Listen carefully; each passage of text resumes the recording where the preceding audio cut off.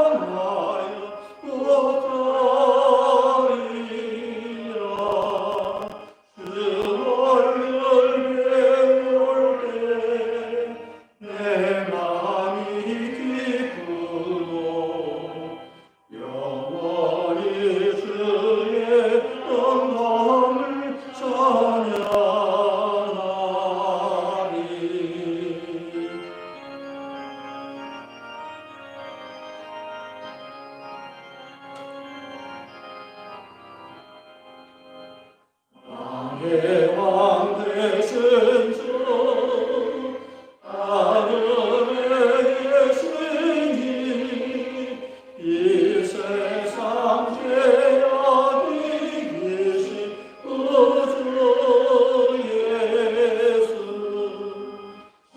천군 천사들 주엉이 하고서 성도 함께 영원히 일삼리네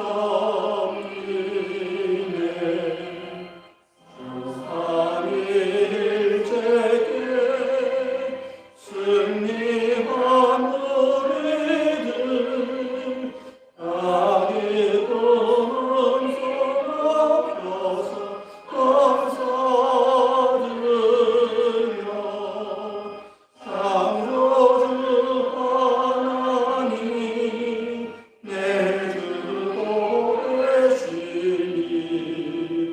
주 앞에 나로 엎드려 경배하네.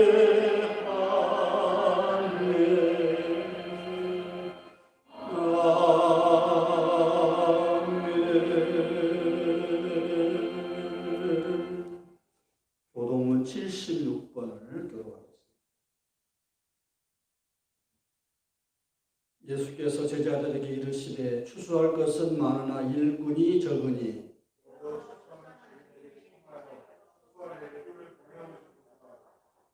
저는 또 우리로 새 언약의 일꾼 되기에 만족해 하셨으니 의문으로 하지 아니하고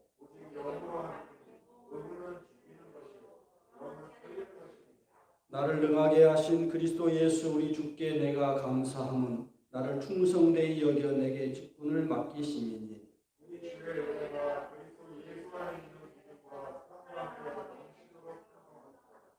그 주인이 이르되 잘하였도다 착하고 충성된 종아 네가 작은 일에 충성하였음에 할 것은 충성입니다. 아멘. 사도신경으로 우리의 신앙을 고백하겠습니다. 전능하사 천지를 만드신 하나님 아버지를 내가 믿사오며 그의 아들 우리 주 예수 그리스도를 믿사오니 이는 성령으로 잉태하사 동정녀 마리아에게 나시고 본디오 빌라도에게 고난을 받으사 십자가에 못 박혀 죽으시고 장사한 지 사흘 만에 죽은 자 가운데서 다시 살아나시고 하늘에 오르사 전능하신 하나님 우편에 앉아 계시다가 저리로서 산자와 죽은 자를 심판하러 오시리라.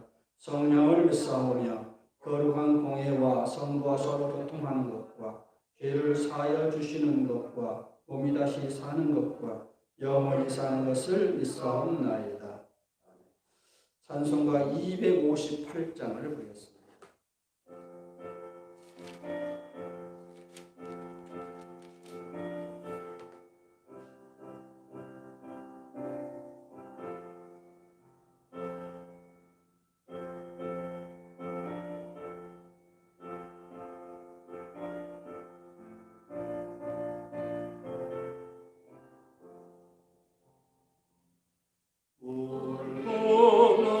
명줄 던지어라 의자저 형제를 떠나려 우리의 가까운 형제인 이 생명줄 그가 던지려나 생명줄 던져 생명줄 던져 물속에 빠져간다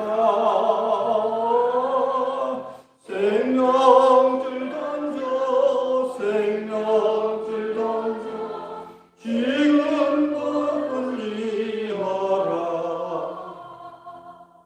너 빨리 생명줄 던지어라 형제여 너 어찌 지체하나 오하라 저 형제 빠져간다 이 구주 성가로서 속히 가라 생명줄 던져 생명줄 던져 물속에 빠져간다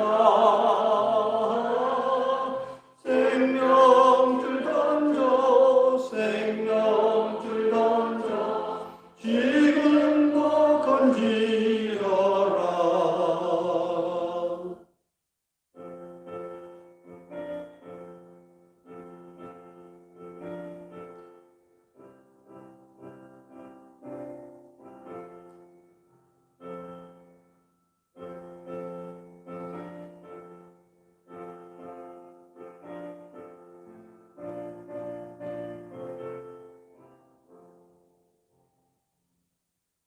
어서 생명줄 던지어라 저 형제 지쳐서 허덕인다 시험나는 심의 거센 풍파 저 형제를 휩쓸어 몰아간다 생명줄 던져 생명줄 던져 물속에 빠져간다 생명줄 던져 생명줄 던져 지금도 건지어라 이 험한 풍파가 쉬지 나고 건너편 언덕에 이르리니 형제여 어찌 지체하나 오 생명줄 던져서 구원하라 생명줄 던져 생명줄 던져 물속에 빠져간다 생명줄 던져 생명줄 던져 지금도 건지어라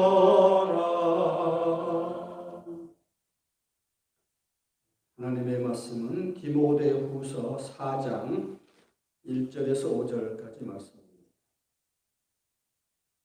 한 절씩 교독하겠습니다. 하나님 앞과 산자와 죽은 자를 심판하실 그리스도 예수 앞에서 그의 나타나실 것과 그의 나라를 두고 엄히 명하노니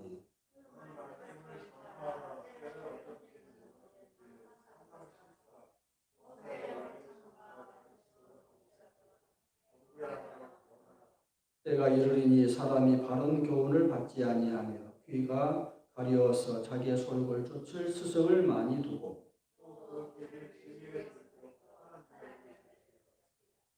다 듣겠습니다. 그러나 너는 모든 일에 근신하여 고난을 받으며 전도인의 일을 하며 내 직무를 다하라. 이제 이 말씀을 가지고 내 직무를 다하라 라는 제목으로 말씀을 대하겠습니다. 빌 게이츠를 여러분 잘 아실 겁니다. 한때 며칠 전까지만 해도 세계 최고 부자였죠. 지금은 2위로 머스크가 최근에 1위가 됐다는데 빌 게이츠 이야기를 좀 하겠습니다. 빌 게이츠가 원래 하버드 대학을 다녔는데 2학년 때 과감하게 학업을 중단하고 여러분 잘 아시다시피 마이크로소프트사를 이제 차렸습니다. 그때 주변 사람들은 왜 학교를 그만두느냐, 일은 졸업을 하고도 언제든지 시작할 수 있는데 하고 만류를 했어요. 당연하죠. 우리나라 사람들도 대학 안 나오면 아무것도 못하잖아요. 그런 높아심이죠. 그런데 빌 게이츠는 그런 주위의 반대에도 불구하고 자신의 생각이 옳다는 생각에 끝까지 결심을 밀고 나갔고 결국은 세계적인 기업 마이크로소프트사를 키워 나갔습니다. 그의 사례에서 볼 수 있듯이 주변의 말에 연연하다 보면은 과감히 포기할 것은 포기하고 집중할 것은 집중해야 할 기회를 놓치기 십상입니다. 지도자, 리더라는 존재는 참 쉬운 일은 아니에요. 모든 사람을 이끌고 간다는 것이 참 쉬운 일은 아니죠. 저도 일종의 지도자인데 늘 지도자가 참 어렵다, 쉽지 않다 하는 생각이 늘 드는데, 지도자는 여러 의견 중에서 가장 올바른 것을 선택할 줄 아는 능력이 있어야죠. 그러려면은 처음부터 그렇게 되는 게 아니에요. 처음부터. 누가 처음부터 잘하겠어요? 훈련을 잘 받아야죠. 흔히 이제 멘토를 잘 만나야 한다. 멘토. 여러분 이제 교육학에서 멘토라는 말을 하는데, 멘토라는 말이 어디서 나오냐면은 오디세이, 여러분 잘 아는 오디세이라는 사람 있잖아요. 그리스의 그 명장이죠. 트로이 전쟁의 승리자. 근데 그 오디세이가 떠날 때, 원정을 떠날 때 자기 아들 텔레마코스가 있어요. 텔레마코스라는 사람 아들이 있었는데 자기 절친 친구가 이름이 멘토르예요. 멘토르에게 자기 아들을 맡겼어요.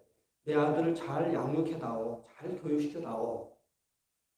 그래서 나온 말이 이제 멘토라는 말이 거기서 나와요. 그러니까 멘토라는 것은 아직 세상 물정을 아무것도 모르는 그냥 천진무구한 어린 사람을 이 험한 세상을 헤쳐나갈 수 있는 훌륭한 사람으로 만들어가는 교육자, 스승, 이끌어주는 사람, 그런 걸 멘토라고 하죠. 멘토. 일종의 저도 이제 여러분에 의해서 멘토지요. 멘토예요. 여러분도 나름대로 다 여러분 이끄는 사람들이 가정을 이끄는 사람 멘토잖아요. 학교에서 스승, 선생님, 교수님, 뭐 이런 사람들도 또 정치인, 다 멘토들이 이게 이제 지도자란 말이에요. 훌륭한 지도자가 되려면 멘토를 잘 만나야 하는데, 오늘 이제 사도 바울이 디모데에게 이제 말하는 건데, 디모데에게 있어서 사도 바울은 멘토예요. 아직 이제 사명자는 사명자지만 배워야 할 것이 너무도 많은 어설픈 이제 그런 이제 리더의 후보죠, 후보. 앞으로 이제 리더가 돼야 하는 사람으로서 사도 바울이 아직도 디모데를 보면서 내가 이제 죽으면 이 내 믿음의 자식이라 할 수 있는 디모데가 내 뒤를 잘 이어서 하나님의 일을 잘 수행해야 하는데 라는 그런 생각에 디모데 전서 후서는 그런 심정으로 사도 바울이 멘토로서 디모데에게 목회자 훈련을, 목회 소신이라고 보통 그래요. 내 직무를 다하라. 오늘 설교 제목을 내 직무를 다하라 해봤는데, 직무라는 말은 헬라어 디오코니온, 그리고 디오코니아라는 말을 많이 들어봤죠. 디오코니아, 봉사라는 뜻이잖아요. 원래 그게 목회라는 뜻이에요. 목회 사역을 포함한 여러 가지 봉사를 의미합니다. 우리 그리스도인으로서 달란트를 받아서 하나님께로부터 달란트를 받아서 봉사하는 거잖아요. 이게 우리 크리스천들의 사명이죠. 봉사를 직무를 다하라. 봉사를 다하라. 사도 바울은 디모데에게 그리스도께서 다시 오실 때까지 최선을 다하여 주께서 주신 설교와 교육을 포함한 봉사의 직무를 다하라라고 권고하고 있습니다. 오늘 이 시대에 살고 있는 우리 모두에게 주신 말씀입니다. 특별히 이제 우리 신년을 맞이해서 올 한 해를 어떻게 살까? 1월 달은 이제 그 1년에 앞으로 내가 어떻게 살아야지라고 뭔가를 구상하는 그런 시기잖아요. 그런 점에서 오늘 이제 사도 바울의 권고를 우리가 한번 되새겨 보자 하는 생각으로 오늘 말씀을 준비했습니다. 우리의 가정, 직장, 사업, 교회 봉사를 주님의 기대와 표준에 어긋나지 않도록 잘 감당하여서 착하고 충성된 종이라 하는 인정과 칭찬과 상급을 받는 올 한 해가 되기를 바랍니다. 그런 의미에서 오늘 말씀을 준비했습니다. 오늘 말씀은 여러분에게 전하는 말씀이기도 하지만 또 저한테 주는 말씀이기도 해요. 설교자는 항상 그래요. 설교자가 완벽해서 그런 게 아니고 설교자도 다 부족하지 않아요. 그래서 오늘 저한테 주는 말씀이기도 해요. 또 올 한 해 이렇게 해야겠다는 나의 나름대로 다짐이기도 하면서 여러분에게 주는 권고의 말씀이기도 합니다. 첫째, 세 가지로 나눠서 한번 3대지로 나눠서 한번 설명하겠습니다. 첫째, 모든 일에 신중하라. 신중하라. 오늘 말씀 중에 5절 한번 볼까요? 5절. 시작.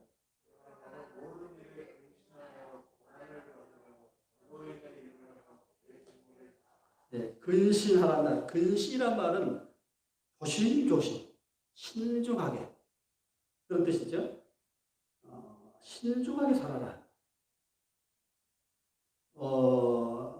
우리가 나이가 든다는 것은 뭐냐면은 젊었을 때는 세상이 우습게 보이죠. 세상이 하찮게 보인단 말이에요. 세상이 자꾸 우습게 보이는 천방지축.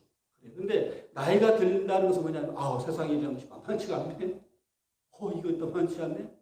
그것을 알아가는 것이 이제 나이가 들어가는 거죠. 그러니까 늘 노인이 되면은 잔소리가 많잖아요. 왜 나 잔소리가 많을까요? 내가 살아보니 인생이라는 것이 이렇더라. 젊은 사람한테 해주고 싶은 말이 너무 많죠. 젊은 애들은 그걸 이제 꼰대라고 잔소리한다고 한다는데 이렇게 그래도 늘 하고 싶어요. 왜? 사무쳤단 말이에요. 가슴에 세상이라는 것이 만만치가 않다. 너희들이 이렇게 살아야 한다. 해주고 싶은 말이 너무 많잖아요. 그 중에 하나가 사도 바울이 신중하게 살아라. 간절한 부탁이에요. 말도 신중하게, 행동도 신중하게. 우리 두물머리 여러분 잘 아시잖아요. 두 개의 물이 만난 곳이거든요. 양수리. 한자는 양수고 우리말로는 두물머리예요. 두 개의 물이 만났다고 해서 두물머리인데 양수리잖아요. 거기 가면 이제 다산 정약용 선생님의 그 생가가 있죠. 저도 이제 지금은 추워서 못 가는데 자주 거기 가요. 그래서 산책을 하면서 한 바퀴 쭉 둘레길 한번 도는데 거기 가면 여유당이라고 해요. 그 이름을 여유당이라고 붙였더라고요. 그 사가 생가 이름을. 여유라는 뜻이 무슨 뜻이냐면은 이게 그 장자에 나온 말인데 신중하게. 그러니까 마치 여우가 살얼음이 있는 물이 지금 한강물이 굉장히 두껍게 얼었잖아요. 지금은 추우니까. 근데 얕게 얼을 때가 있죠. 얕게. 그러니까 얕게 얼은 그 물 위에 여우가 조심 걸어가는 모습, 그걸 여유라고 해요. 왜 이 말을 이제 어떻게 해서 나온 말이냐면은 여러분 잘 아시다시피 정약용이 정조에 굉장히 총애를 받았잖아요. 근데 정조가 죽고 나서 완전히 낙동강 오리알이 되죠. 그냥 유배를 당한단 말이에요. 강진으로 유배를 당했는데 거기에서 이제 쓴 편지에 아들한테 내가 인생을 살아보니 하면서 이제 편지를 보내요. 마치 여우가 그 얕은 물가, 그 살얼음을 그 물가를 걸어가듯이 좌우를 살피면서 신중하게 살아라. 그 말을 이제 편지에서 했다고 그래요. 신중이라는 말은 바로 그런 뜻이에요. 신중해라. 항상 내사에 말도 신중하게, 행동도 신중하게 하라. 그렇지 않으면 정말 패가 망신된다. 그런 말하는 거예요. 어머니와 단둘이 사는 청년이 있었습니다. 어느 날 청년은 외출을 해서 돌아오다가 뜻하지 않게 교통사고를 당했습니다. 소식을 듣고 몹시 놀란 어머니가 가슴 조이며 병원에 달려갔지만 불행히도 이 청년은 두 눈을 실명하고 말았습니다. 멀쩡한 두 눈이 실명하니까 얼마나 참 낙심이 되겠어요. 절망에 빠졌겠죠. 자기에게 닥친 현실을 받아들이지를 못합니다. 그 누구하고도 말 한마디 하고 싶지 않고 그래서 다 차단하고 마음도 닫고 우울하게 지내는 거예요. 그때 그 곁에서 그 모습을 지켜보는 어머니의 가슴이 얼마나 미어지겠습니까? 아파서 견딜 수 없죠. 그렇게 지내던 어느 날 청년에게 기쁜 소식이 전해졌습니다. 이름을 밝히지 않는 그 누군가가 그에게 한쪽 눈을 기증하겠다는 거예요. 그런데도 한쪽 눈만 얻으면 뭐해? 한쪽 눈이 예쁜데 하면서 안 받겠다는 거예요. 거부하는 겁니다. 그래도 어머니가 한쪽 눈이라도 받아봐야지 강력한 부탁으로 이식을 이제 마쳤는데 붕대로 눈을 가리고 있었습니다. 그때 청년은 자기를 간호하는 어머니에게 앞으로 어떻게 이 예쁜 눈으로 살아가느냐고 어머니한테 투정을 하면서 그냥 막 신경질을 부렸습니다. 어머니는 아들의 말을 옆에서 묵묵히 듣고만 있었습니다. 며칠이 지나자 드디어 아들은 붕대를 풀게 되었습니다. 그런데 모두 풀고 앞을 보는 순간 아들의 눈에서 굵은 눈물이 떨어지고 말았습니다. 그 앞에는 한쪽 눈만 가진 어머니가 애틋한 표정으로 아들을 바라보고 있는 거예요. 얘야, 두 눈을 다 주고 싶었지만 그러면 네게 나의 장님 몸뚱이만 가지고 있는 내가 짐이 될 것 같아서 그래서 말을 흐리는 거예요. 말. 근데 그 아들이 얼마나 참 큰 실수한 거죠. 어머니한테 굉장히 실수한 거잖아요. 함부로 말하고 어머니한테 상처 준 거죠. 우리가 지난 날들을 생각해 보면은 함부로 말해서 가까이 있는 사람들에게, 남편이 아내에게, 아내가 남편에게, 하여튼 자식이 부모에게, 부모가 자식에게, 또 동료들에게 정말 신중하지 못한 말 때문에 얼마나 상처를 주고 신중하지 못한 행동 때문에 얼마나 많은 상처를 주고 그렇지 않습니까? 그래서 금년 한 해는 우리가 또 신중하게 말을 하자. 신중하게 말도 하고 신중하게 행동해서 남에게 상처 주지 않고 서로 이렇게 위로하고 복두다주고 뭔가 적극적인 말로, 믿음의 말로, 소망의 말로 모든 사람을 이렇게 올려주는. 요새 그 레이지업이라는 노래가 참 유행이잖아요. 레이지업. 나를 좀 이렇게 레이지업 이게 올려달라는 거잖아요. 이렇게 내가 너무도 다운돼 있으니까 나를 좀 이렇게 올려주십시오. 그런 말. 우리가 올 한해는 좀 모든 사람들에게 서로에게 그렇게 신중하게 행동하고 서로를 올려주는 한 해가 되기를 바랍니다. 두 번째로 고난을 받아라.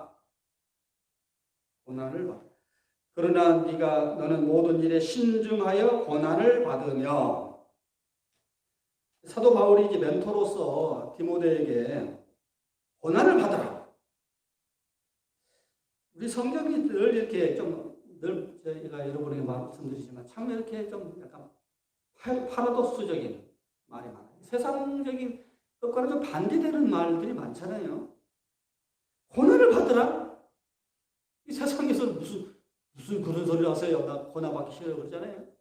고난을 받으라는 거예요. 고난을 받아. 박수 받고 칭찬 받고 갈채 받기를 세상에서는 원하는데 여러분, 우리에게 고난을 받으라 하니 참 기맥힌 말이죠. 우리가 다 칭찬받기를 원하고 갈채를 받기를 원합니다. 고난을 받아라. 우리의 살아가는 세상이 만만치가 않다는 전제하에서 드리는 말이에요. 만만치가 않기 때문에 늘상 우리의 삶이 녹록지 않을 것이다. 늘 고난이 있을 것이다. 이 고난을 절대로 고깝게 생각하지도 말고 늘상 있는 일이다 생각하고 그 고난에는 하나님의 뜻이 있다는 것을 늘 염두에 두면서 고난을 그냥 순수하게 그냥 그대로 받아들여라. 그 고난을 통해서 이루시는 하나님의 뜻이 있다. 이런 뜻이에요. 이런 뜻이 있어요. 고난을 견뎌라. 고난을 견뎌라. 고난 끝에는 반드시 영광이 있다. 우리가 늘 쓰는 말대로 no cross, no crown. 크로스가 뭐예요? 십자가. 십자가 없이는 영광, 크라운. 우리 저기 경희대 크라운관 있잖아요. 왕관. 그러니까 십자가 없이는 영광도 없다. 이게 한마디로 기독교가 주는 강력한 메시지입니다. 우리 기독교의 상기 십자가잖아요. 그 십자가 후에 부활의 영광. 이 기독교를 한마디로 딱 요약한다면 노 크로스 노 크라운. 십자가 고난 없이는 영광도 없다. 공짜 정신이 없다. 여러분 마귀는 반대로 와요. 항상 마귀는 하나님은 세상의 모든 일은 쉽게 되는 일 없다. 피와 땀과 눈물 흘려. 우리 이제 시편 126편에 눈물 흘며 씨를 뿌리는 자는 기쁨으로 단을 거둘 것이다. 이게 참 기맥힌 말이죠. 이 세상이 다 그래. 세상이라는 것은 고난을 잘 겪어내면서 참고 뭔가를 묵묵히 할 때 뭔가 대가가 주어지는 그게 하나님의 방법이에요. 하나님의 방법은 쉬운 게 아니에요. 우리가 그 원리를 잘 알아야 돼. 그런데 우리는 항상 대박. 뭔가 내가 열심히 하지도 않고 뭔가 확 떨어지는 로또 같은 거. 이런 걸 바라잖아요. 그것이 꼭 이제 사탄이 우리에게 주는 유혹입니다. 사탄이 하는 방법을 가만히 보면은 늘 그냥 어려움이 없이 그냥 뭔가를 주려고 할 때 반드시 거기에는 마귀의 계략이 있어요. 거기에 다들 걸려들잖아요. 사탄은 늘 하나님이 너 뭐 십자가 지라고 하냐? 고난 그렇게 안 하도 좋은 방법이 있어. 오시잖아. 이게 유혹이죠, 유혹. 그게 다 넘어가죠. 요새 그 황하나인가 저기 남양유 손녀가 마약에 걸려가지고 몇 번 봐줬잖아요. 봐줬는데 또 걸렸어요. 마약이라는 말이 참 재밌어요. 마귀가 주는 약이라는 뜻이잖아요. 마귀가 주는 약. 마귀가 주는 약이 뭐예요? 마약은 그냥 맞는 순간 천국을 누린다고요. 이게 저는 여러분도 그러겠죠. 다 마약 안 맞아봤죠. 근데 마약 맞은 사람들의 그 말을 들어보면은 그걸 맞는 순간 천국을 경험한대요. 이게 신경 전달 저기 엔돌핀이 막 그냥 엄청난 엔돌핀이 나와가지고 사람이 그냥 황홀하다는 거예요. 그런데 그게 한 순간이고 그 다음부터는 만약에 만 정도의 황홀함을 느꼈다면은 마이너스 만의 고통을 느껴요. 이게 그래서 마약이라는 거예요. 그리고 그건 중독성이 있기 때문에 다음에는 더 강력한 것이 들어와요. 그러면 겨우 유지가 되고 사람의 몸은 향상성이 있어서 금방 적응하거든요. 그러니까 마약도 금방 이제 적응을 해버려요. 그럼 더 센 거 하다 보면 이제 폐가 많이 몸이 망가지죠. 사탄이 쓰는 방법은 아주 쉽게 뭔가를 얻으려고 할 때 걸려드는 거예요. 항상 그래요. 여기 넘어가면은 큰일 나요. 하나님은 우리에게 고난을 받으라는 것은 얼핏 보면 굉장히 싫은 말인데 세상 모든 이치가 다 열심히 노력하고 참고 고난을 견뎌내면서 하나씩 얻어져가는 그 기쁨. 그게 오래가는 거지. 쉽게 뭔가를 얻으려고 할 때 일확천금을 얻으려고 하는 요괴 이런 건 다 사람을 영혼을 도적질하는 마귀의 방법이다. 그래서 흔히 옛날 사람들이 늘 하는 말이 소년 등과 말년 상처 이게 인생을 망치더라. 그런 말이에요. 제일 사람 힘든 거 두 가지 있는데 소년 등과 노년 상처. 이게 뭐냐니까 소년 어릴 때 젊었을 때 뭔가 잘 되는 거. 등과가 뭐예요? 옛날 저기 과거 보잖아요. 과거에 할 때 그 등과라고 하죠. 등과. 그러니까 너무 젊은 날에 출세하면 그 말이에요. 소년 등과는 너무 젊은 날에 출세하면 인생이 망가진다. 우리 그런 사람 많이 보죠. 젊었을 때 너무 빨리 이렇게 정상에 오른 사람들이 이 기나긴 인생인데 망가지는 거예요. 천천히 산을 오르듯이 천천히 고난을 통해서 천천히 이루어가면서 막판에 이제 클라이막스 오르고 딱 끝나버려야 인생이 좋은 거지. 절대로 그 쉽게 얻어진 것이 좋은 게 아니다. 돈도 쉽게 버는 거 좋은 게 아니죠. 쉽게 뭔가 권력을 얻었다 좋은 게 아니죠. 모든 것이 다 그렇다는 거예요. 고난을 통해서 천천히 이루어갈 때에 이게 진짜다. 우리 기독교에서 가르치는 것이 바로 십자가잖아요. 늘. 십자가는 고난이죠. 예수님께서 걸어가셨던 길이 우리가 흔히 말하는 세상적으로 쫙쫙 뻗어가는 그 길이 아니죠. 고난의 길이잖아요. 십자가 길이라는 것은. 근데 그 고난의 길을 왜 가시느냐. 이게 바로 천국으로 가는 길이다. 그리고 나만뿐만 아니라 모든 사람까지도 천국으로 인도하는 방법이 내가 고난을 감내할 때 이루어진다. 이게 십자가의 의미죠. 그러니까 나에게 주어지는 십자가, 모든 사람을 위해서 희생하는 십자가, 이 두 가지 십자가를 잘 지고 갈 때에 영광이 온다. 이제 그런 거예요. 우리가 흔히 예수 믿으면 잘 되지, 잘 돼야 하는데, 복받아야 하는데, 예수 믿은 사람도 교통사고도 나고, 뭐 암도 걸리고, 뭐 도둑도 당하고, 사기도 당하고, 뭐 별일을 많이 당하잖아요. 그럴 때 언뜻 나 신앙생활 잘했는데 왜 내게 고난이 오지?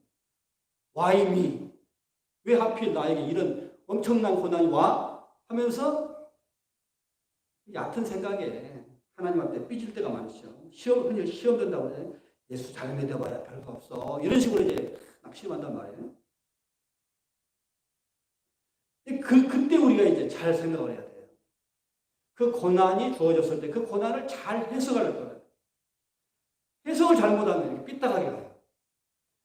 이것은 하나님이 나에게 필요해서 주신 것이다. 이게 이쁘게 생각을 하잖아요. 이쁘게 긍정적으로 생각하면서 이게 하나님이 무엇을 위해서 나에게 고난을 주시냐고 하면 이렇게 성찰해 가면서 하나님의 뜻을 이제 따라가는 거. 이게 진짜 맥이 신자들이죠. 근데 마귀는 늘 속삭이는 거예요. 하나님 믿는다고. 하나님이 너를 버리셨는데, 하나님 뭐하러 믿냐? 대충 살지. 이 마귀가 늘 꽃이죠. 거기에 넘어가면 안 되죠. 아무리 우리가 겉으로 볼 때 행복한 사람 같지만은 누구에게나 다 아픔이 있죠. 제가 이제 명성교회 있을 때, 명성교회는 대통령 각하만 놓고 다 있는 곳이라고 하잖아요. 그 교구 목사로서 1년에 대신방 하면은 한 번 정도 다 가서 만나서 상담도 하고 또 기도도 해주고 축복도 빌어주고 이런 식으로 이제 대신방 하잖아요. 그때 이제 다른 사람에게는 못하는 자기의 가장 아픈 마음을 이게 내놓아요. 이렇게. 사실 목사님 저는 이러이러한 기도의 제목이 있어요. 그래서 기도의 제목을 잘 써내잖아요. 보면은 남들이 볼 때는 정말 완벽하게 행복할 것 같은 사람들조차도 아픔들이 있어요. 그런데 가만히 보면 그 아픔이 있기 때문에 오히려 그 사람에게 유익한 거예요. 사도 바울이 말대로 이 아픈 가시를 빼달라고 늘 기도하지만 너 그거 있어야 돼. 그것이 있어야 너한테 좋은 거야. 안 빼줘 하나님. 그럴 때 하나님이 야속합니까? 아니에요. 너 그거 빼줬다가 너 참 교만할 거야.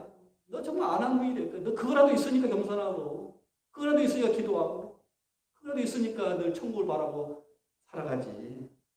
다 그런 거예요. 그러니까 그런 것들을 우리가 생각해 보면서 예수를 믿음에도 불구하고 왜 고통을 받아야 할까라고 우리가 늘 하는 질문이잖아요. 이런 걸 잘 해석을 잘하면 하나님하고 싸울 일이 없어요. 제가 목회자로서 가만히 보면 하나님하고 싸우는 상태도 많아요. 하나님하고 싸우는 상태. 냉담자라고 해요. 흔히 천주교에서 쓰는 말인데 냉담자란 말이에요. 냉담자. 그러니까 하나님하고 지금 이게 토라졌어. 사이가 뭔가 삐뚤어졌어 지금. 그래서 마치 그 부부가 이혼은 안 했지만 냉랭한 부부들 있잖아요. 그런 거 같아요 지금. 이제 떠나지는 못해. 이혼은 못해. 그런데 이 부부가 늘 냉랭하다. 그런 것처럼 신자들 중에 냉담자가 참 많죠. 왜 그러냐니까 이 고난에 대한 해석이 잘못됐어요. 고난에 대한 해석, 제가 이제 성경을 보면서 저는 이제 고난을 초점으로 관점으로 성경을 많이 풀어요. 왜냐하면 인생 자체가 고통이니까 이 고통을 잘 풀어야 돼요. 잘 해석을 잘해야 돼요. 해석을 잘못하면 아까 말한 것처럼 삐지고 시험 들고 그러는데 이 해석을 잘하면은 신앙이 업그레이드가 되죠. 고난에는 하나님의 뜻이 있지라고 생각하면서 풀어가기 시작하면은 영성이 깊어져요. 제가 목회자로서 영성이 깊은 사람들의 특징들을 보면은 고통이 없는 게 아니에요. 고통이 오히려 깊어요. 고통이 깊은데 그 속에서 하나님의 뜻을 발견하고 그걸 통해서 영적으로도 하나님으로 가까이 가는 방향을 잘 잡은 거예요. 그래서 되게 영성이 깊은 사람들을 보면은 고난이 많은 자들이고 그 고난을 잘 해석하는 사람들이고 하나님을 잘 따라가는 사람들. 고통 자체가 축복이다는 깨달음. 깨달음이 참 중요합니다. 깨달음이 은혜입니다. 여러분, 이거지? 맞아, 이거. 이 깨달음이잖아요? 맞아, 그거. 우리가 이제 깨달을 때 우리 뇌에서 우리 흔히 엔돌핀이 나온다고 하잖아요. 엔돌핀보다 100배, 1000배가 나는 그 나이돌핀이라고 있어요. 나이돌핀. 그것은 깨달음에서 나오는 불교적인 용어로 법열이라고 해요. 법열. 그냥 맞아 그거야. 맞아 그거야. 라고 깨달을 때 우리가 그냥 엄청난 다이돌핀이 나온다. 기쁨. 깨닫는 기쁨. 그게 축복입니다. 그게 축복이에요. 고난이 시편 기자도 그랬잖아요. 고난 당한 것이 내게 유익이라. 그래서 어떤 요새 심리학자 보면 메저키즘, 사디즘 그러잖아요. 고통을 당하면서 뭔가 쾌락을 느끼는 이런 이상 심리를 남을 고통을 주면서 느끼는 것을 이제 사디즘이라고, 고통을 당하면서 느끼는 걸 메저키즘이라고 하는데, 그래서 심리학자들은 기독교 신자들을 메저키스트라고 그냥 현상만 보는 거죠. 현상만 껍데기만 보는 거예요, 사실. 얼핏 보면 그래. 그 사람들이 볼 때는 그래. 고난이 뭐가 유익해? 고난이 좋은가 봐, 저 사람들. 저 미친 사람들 아니지? 이렇게 해석하다. 얼핏 보면 맞는 것 같은데, 이 사람들은 진수를 모르는, 깊은 맛을 모르는 거예요. 겉만 보는 거예요, 겉만. 고난이 내게 유익하다. 이로 말하면 내가 주의 윤례를 배우게 되었나. 그러니까 고난을 많이 겪으면서 깨달음이 있는 거예요, 사람은. 그래서 그런 이제 시편 기자 그런 말을 하잖아요. 누구나 사람은 고난을 좋아하지 않습니다. 고난이 얼마나 힘든지 다 체험을 했습니다. 예수님도 이 고난의 바로 입문에서 겟세마네 동산에서 어떻게 하면 이것을 피할까? 예수님조차도 그랬어요, 솔직히. 예수님도 인간의 몸을 입으셨기에, 하나님이시지만 인간의 몸을 입으셨기에 십자가 아닌 다른 길로 인류를 구원할 길이 없겠는가를 놓고 겟세마네 동산에서 밤새도록 철학기도를 했단 말이에요. 우리는 사실 그런 데서 참 어떤 동질감을 느끼죠. 예수님도 그러셨다 생각할 때. 예수님도 인간의 몸을 입으셨기 때문에 그랬구나. 나만 그런 게 아니네. 하면서 위로를 받죠. 예수님도 저도 한참 그랬었는데, 그런데 하나님의 뜻이라면 달갑게 십자가를 지겠습니다 하고 결심하고 가잖아요. 적극적으로 십자가를 향해서 간 거예요. 그냥 힘이 없어서 붙잡혀서 그냥 어쩔 수 없이 죽는 게 아니에요. 고난을 향해서 적극적으로 가는 거예요. 이 의미를 잘 알아요. 제가 어릴 때 주일학교 선생님이 예수님이 우리를 위해서 십자가 돌아가셨다. 그 말을 이해를 못했어요. 이해를 못했어. 그런 게 있어. 그냥 붙잡혀 죽은 거지. 근데 그게 나하고 무슨 의미가 있어?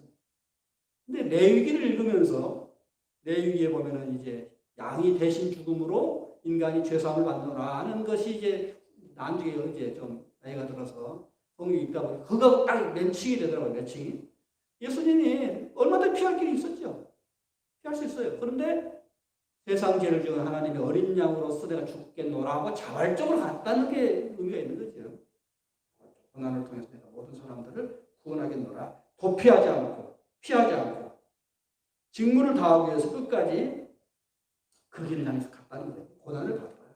예수님 또 그 길을 가셨는데 오늘날 우리 한국교회가 이 고난의 의미를 좋아하지 않아요.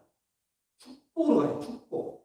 예수 믿으면 고난을 안 받고 좋은 길만 열려 꽃길로 여기서 꽃길로 가요. 꽃길 뭐 그러잖아요. 고난에 없어지고 축복의 길만 간다. 이렇게 이제 메시지가 지금 성경에서 가르치는 메시지하고 반대로 가르치고 있잖아요. 고난을 받으라고 하는데 지금 무슨 고난을 받으라고 하는데 축복을 예수 믿으면 축복 받아 이렇게 나가니까 자꾸 우리 교인들이 헷갈리는 거예요. 세상적인 제가 지난 시간에 축복의 개념을 이야기할 때 세상이 말하는 축복과 성경에서 말하는 축복이 다르다. 여기에서 이것 때문에 자꾸 사람들이 헷갈린다고 그랬는데 여기도 똑같은 맥락에서 여기서 고난을 받으라. 세 번째 마지막으로 전도인의 일을 하라. 전도인의 일을 하라. 고난이 무엇을 위한 고난인가 이제 그 전도인을 하라는 의미에서 고난이에요. 고난 중에서도 아무런 의미 없는 고난은 정말 참기 힘들죠. 근데 뭔가 의미가 있는 고난이란다면 의미가 있는 거죠. 사실. 여기서 말하는 것은 그 고난이 전도인의 일을 하기 위한 고난이에요. 이게. 내가 죄를 지어서 받는 고난, 어떤 사람은 죄를 지어놓고 그 벌로 받는 고난을 이런 고난으로 해석하면 이게 굉장히 이건 말도 안 되는 이야기예요. 자기가 잘못해서 받는 고난은 고난도 아니에요. 여기서 말하는 고난 축에도 안 들어가죠. 여기서 말하는 고난은 전도인의 일을 하기 위한 의미의 고난이에요. 고난. 전도인의 일을 하면 내 직무를 다하라. 전도인으로서 사명을 감당하려면 쉬운 일이 아닙니다. 쉬운 일은 아닙니다. 우리가 세상에서 제일 어려운 일 중에 하나가 사람을 구원하는 거잖아요. 전도하는 거예요.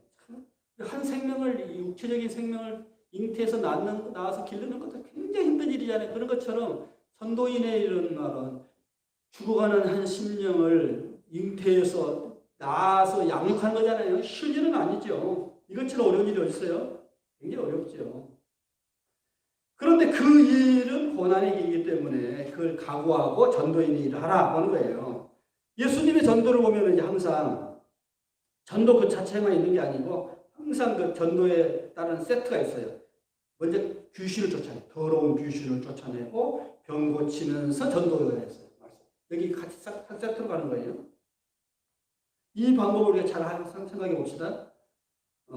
첫째 전도, 도를 전한다 그런 뜻이잖아요. 글자가 도를 전한다. 그러니까 세상적인 가치관이 아닌 하늘의 가치관, 하나님의 나라의 가치관을 전한다 그런 거예요. 지금 전한다. 그런데 세상을 지배하고 뭐예요? 세상의 왕인 마귀가 우리의 가치를 지배하고 있죠. 그러니까 전도라는 것은 내 마음속에 사로잡고 있는 모든 세상적인 가치관을 쫓아내고 하나님이 말하는 그 메시지를 받아서 내가 먼저 변화되고 그리고 나서 아직도 세상 가치관을 살고 있는 사람들에게 그걸 전하는 것, 이게 전도지요. 전도. 그러니까 전도라는 것은 이게 사실 예수 믿으세요 그게 아니에요. 내가 살아보니 세상적인 가치관은 아무것도 아닙니다. 이렇게 사는 것이 좋습니다. 하면서 그 도를 전하는 거예요. 도를 전하는 거. 쉬운 일은 아니에요. 그 다음에 축사, 귀신을 쫓아내는 거. 우리가 이제 어떤 사람을 전도할 때, 또 어떤 문화 지역에 가서 선교한다고 하잖아요. 선교할 때. 그건 뭐냐니까 그 지역 문화를 지배하고 있는 사탄을 쫓아내는 거예요. 어느 문화나 다 사탄이 지배하고 있거든요. 그걸 쫓아내야 돼요. 그걸 쫓아내지 않고는 결코 할 수 없어요. 그래서 사탄의 강력한 지위를 초토화시키고 사탄을 쫓아내고 새로운 정신이 들어와야지. 그래서 하나님의 영, 성령이 들어왔을 때 개인도 그렇고 어떤 국가 문화도 그렇고 완전히 예수 천국이 되는 거죠. 그럴 때에 치유가 시작되는 거예요. 치유라는 게 뭐예요? 온전한 사람이 된다. 온전한 사람이 된다. 제가 지난주에 읽은 책 중에서 이제 그런 이제 말 중에 하나가 되게 마음에 딱 꽂힌 것이, 의사는 치료만 하려고 하지 말고 치유를 해야 한다. 여러분, 치료하고 치유가 어떻게 다를까요? 치료는 병 자체에만 관점을 두고 병을 고치려고 하는 것을 치료라고 그래요. 치유는 그게 아니에요. 치유는 병을 갖고 있는 그 사람을 온전히 하는 거예요. 전인격적인 거예요. 전인격적인 변화를 하더라고요. 우리가 이제 뭐 사람을 기계 다루듯이 고장난 기계를 고치려고 하잖아요, 의사들이. 그러지 말고 그 사람이 그 병이 들 수밖에 없는 총체적인 어떤 게 있어요. 그러니까 예를 들어 심장병이 걸렸다.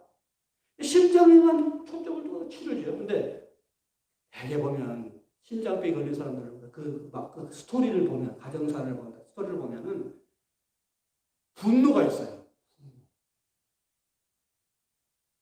그 사람이 살아온 그 서사가 있어요. 분노할 수밖에 없는 거. 그것이 해결돼야 돼. 그것이 해결되지 않으면은 또 심장이 또 이상이 생긴단 말이에요. 그 자체를 고치는 것을 치유라 하지, 치유. 그래서 이제 성경적으로 하면 마귀라고. 마귀는 뭐예요?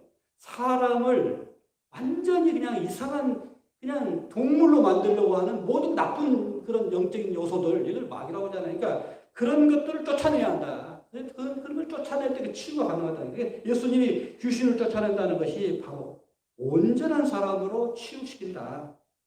그런 거예요. 그런 것을 이제 전도인입니다. 그러려면은 반드시 고난이 필요하다. 고난이라는 말은 영어로 패션이라고 해요. 패션. 여러분 많이 들어봤죠? 패션. 패션이라는 것은 고통, 고난인데, 근데 그 말에 또 다른 뜻은 열정이라는 말도 있어요. 열정. 우리가 어떤 것에 열정을 가지고 얻기 위해서는 반드시 고난을 겪어야 한다. 아까 말한 노크로네요. 그러니까 하나님께서 어떤 대가를 지불해서라도 인간을 구원하고자 열정이 있어요. 하나님에게는.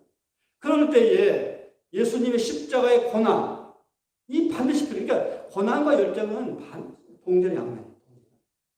아까 말한 것처럼 고난을 많이 감내하고 나서 영광이 주어지잖아요.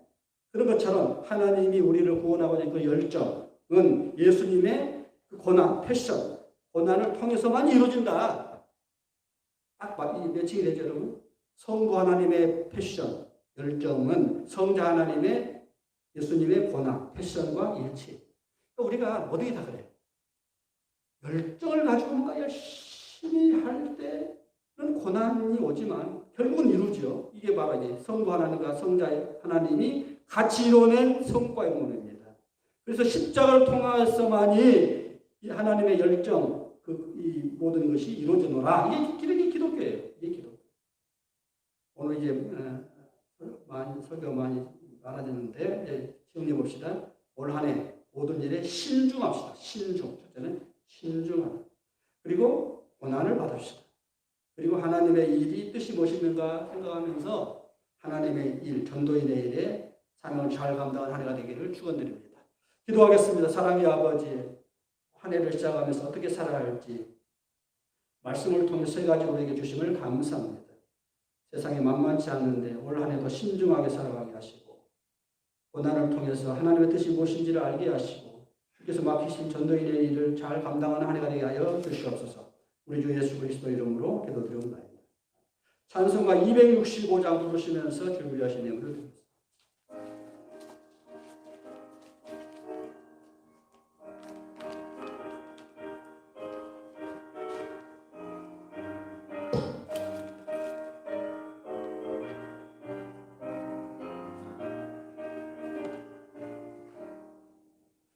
오늘 따라 내게 세계 만민에게 얘길 따라서 살 때를 온 세계에 전하세. 나 백성이 나갈게 어둠 반지쳐 동든다 믿고 알아서는 주 예수의 나라 이 땅에 거듭되겠네. 주 예수 따르라 승리의 주 세계 만민이 돌아가 길과 진리로 참 생명 내 창덕을 부수고 나가르라 평화 만지면서 동튼다 하나님 보라자네 주 예수의 나라 이 땅에 거듭되겠네.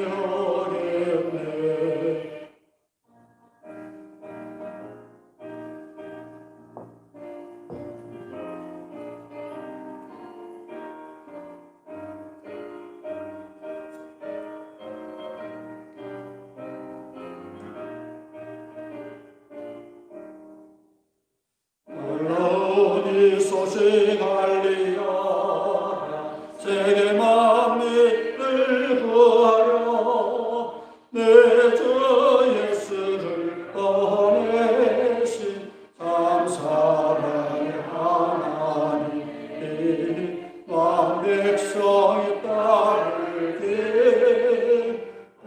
만지면서 동튼다 하나님 도와라서는 주 예수의 나라 이 땅에 거듭되겠네.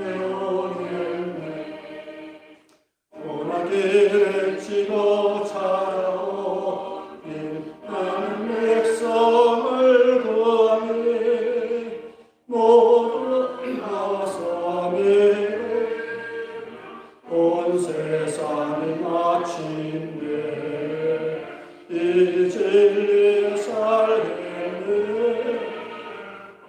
만지면서 듣는다 하나님 보라자네 주 예수의 나라 이 땅에 거듭되겠네.